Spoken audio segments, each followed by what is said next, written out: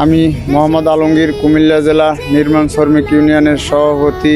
কুমিল্লা জেলা নির্মাণ শ্রমিক ইউনিয়নের পক্ষ থেকে সবাইকে ঈদুল আজহা এবং ঈদ মোবারক, ঈদ মোবারক, ঈদ মোবারক। আমার কুমিল্লা জেলা নির্মাণ শ্রমিক ইউনিয়নের সদস্যবৃন্দরা, আপনারা সবাই বাসে যাওয়ার চেষ্টা করবেন। দেখা গেছে ভবিষ্যতে আপনারা বাসের টিকিট পান না, তাই আপনারা বিভিন্ন ট্রাকে এবং বিভিন্ন মালবাহী ট্রাকে যান, এতে করে গাড়ি অ্যাক্সিডেন্ট হয়, আপনারা যাইতে পারেন না।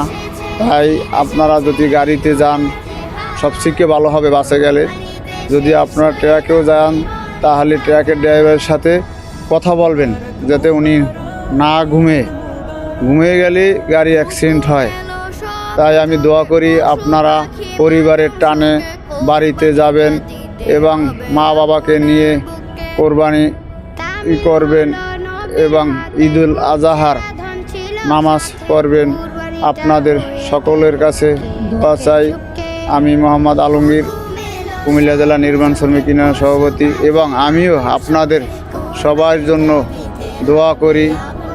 আপনারা যাতে সুষ্ঠুভাবে গ্রামে যার যার বাড়িতে পৌঁছতে পারেন এবং আপনাদের সবাইকে ঈদুল আজহার শুভেচ্ছা ও অভিনন্দন।